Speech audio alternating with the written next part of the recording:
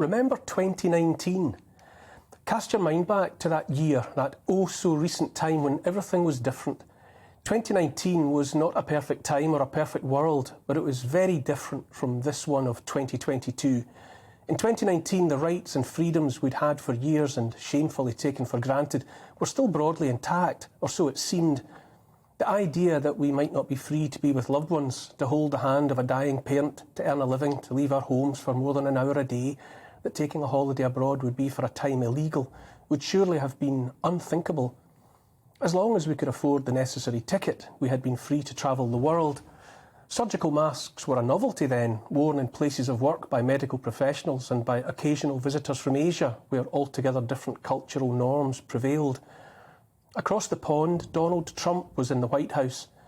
The US were energy independent then and hadn't got involved in any new wars all the time he was in residence. European states even sneered when he warned against their reliance on Russian gas. The list of things that were different about here and the US and the rest of the West in 2019 could be so much longer, of course, almost endless in fact, but I don't have enough time. So where are we now? Where to begin? For one thing, by now there is a whole new definition of haves and have-nots. Society is split across the divide of the vaccinated and unvaccinated. A large majority of the population of the UK and of the rest of the West have been vaccinated against a disease many now believe to have been made in a Chinese lab that had been funded by the US. It leaked from there in 2019 to the wider world. The have-nots, who chose not to take the vaccine, who are increasingly glad they turned down the multiple offers of multiple jabs, but now metaphorically bruised and battered as a consequence of their resistance to the regime, are still vilified and called anti-vaxxers. Anyone questioning the vaccines and or lockdown is still branded a conspiracy theorist. There are many other consequences of the advent of the disease and those vaccines, but again, I don't have the time now. I will note that there are widespread reports that young athletes at the peak of their games and fitness have died of heart attacks and blood clots in the last 2 years, and that youngsters from all walks of life have been diagnosed with myocarditis and other serious conditions during the same period, but as I say, no time to get into that now. Among the most eye-catching revelations has been the rabid enthusiasm displayed by governments from one side of the European continent to the other, and in Canada, Australia, New Zealand and many more places besides, for high-handed curtailing of citizens' rights. The pressure to submit to the experimental vaccines, for example, was almost unbearable to resist. In one country after another, the lives of the unvaccinated were made more and more uncomfortable, impossible. Unvaccinated Canadians still cannot travel within their own country, far less leave their country. The Australian government has only just relented and allowed, I say allowed as though such control was ever right and proper, allowed Australians to flee the prison island. The nominal leader of the free world is President Joe Biden, a frail and infirm elderly man, visibly cognitively compromised. Some say Mr. Biden has senile dementia, but I'm not in the business of medical diagnosis. Last week there was a sad and worrying clip of him. There are endless sad and worrying clips of President Biden finishing a speech and turning to leave the podium. After a few uncertain moments, he stopped and stuck out his right hand towards the left. This has been interpreted by some as an attempt to shake hands with someone who wasn't there. To me, it looked like he simply was trying to remember whether he should exit to left or right. He turned his back on the audience then and walked uncertainly with tiny steps towards the backdrop provided by the US flag. After a further agony of moments, he turned again and made his way shakily to the right. For another elderly man in another context, it would only have been sad, a glimpse of terminal decline. For another elderly man so lost, there might have been rescue by a loved one, a guiding arm around the shoulders. But this is the leader of the free world, who must cope alone before the eyes of that world. Perhaps Mr. Biden's decline is a metaphor for a new reality for the US. The years during which she was generally accepted as dominant in all things, economical, political, cultural, may be drawing to a close. And then, of course, there is the present chaos and, we are told, looming threat of catastrophe. We have war in Europe of the sort we have not had for decades between Russia and Ukraine, and excited talk from some of the imminent use of nuclear weapons. Compared to that lost world of 2019, so near and yet so hopelessly far, this is very different indeed. The years of lockdown that were our government's offering when it came to keeping us safe from the disease have caused economic mayhem such as has not been known in the West for a lifetime.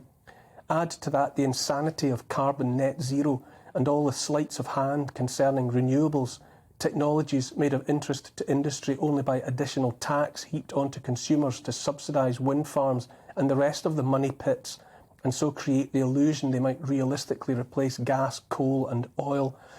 As a direct consequence of all that, lockdowns and net zero, the news is all about unavoidable shortages of food and energy and massive hikes in the price of both. There is talk of rationing and blackouts.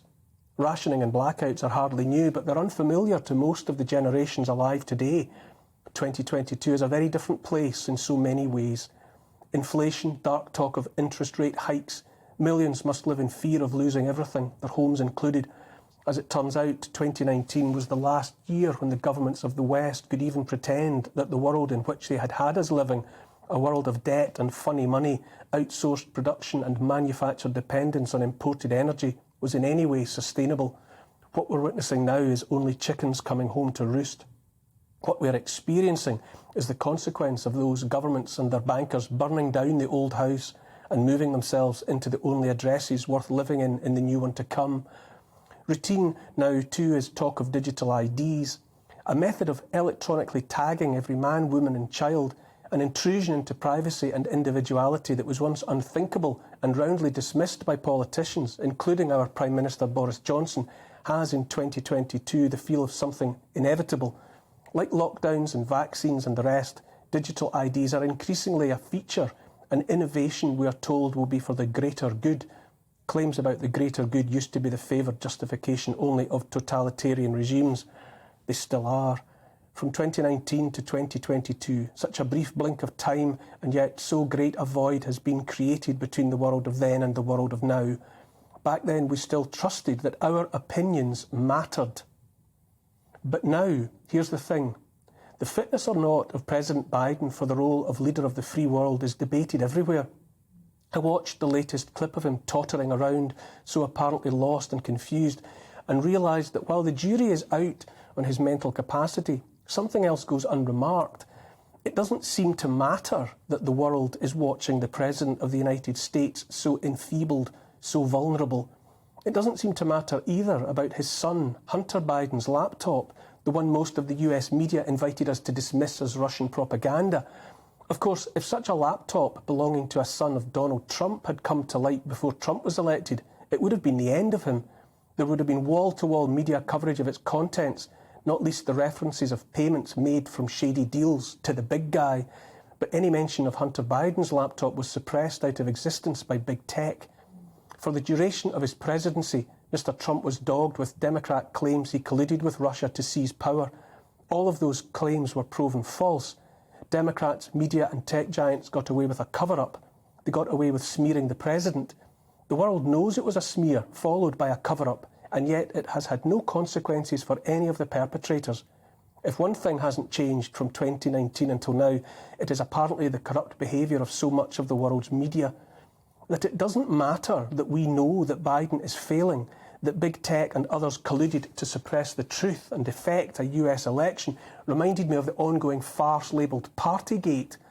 Whatever has or has not happened in the aftermath of internal inquiries, it's evident they broke their own rules. It's also clear they didn't fear the disease.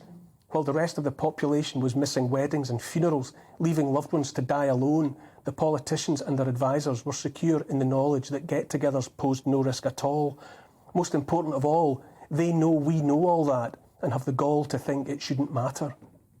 I don't care if Rishi Sunak has sworn loyalty to another state while our Chancellor of the Exchequer. I don't care how much tax his wife pays or doesn't. I care that they seem to think none of it matters. This is a recurrent feature of 2022, perhaps the most important of the many ways in which the world of 2022 is so different from the world of 2019. Millions of ordinary, law-abiding, reasonable tax-paying people in one country after another have noticed how different their world has been made without their consent. Those millions, though roundly abused by the authorities and ridiculed and shouted down from all sides, have shouted back, defiant.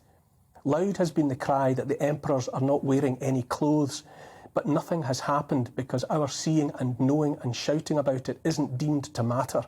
However, it's only the emperors and those telling the emperors what to say and do who think it doesn't matter. What has been done these past 2 years or so does matter. It's the most important point of all. Millions of us have seen it and will always remember. In the end, when all is said and done, what we have seen and understood about our leaders and the world we live in will matter a very great deal indeed. Welcome to the GBNews YouTube channel. You can watch us live 24 hours a day, catch up on your favourite shows and join in the conversation in the comments below. Don't forget to subscribe and you'll never miss any of our exclusive content.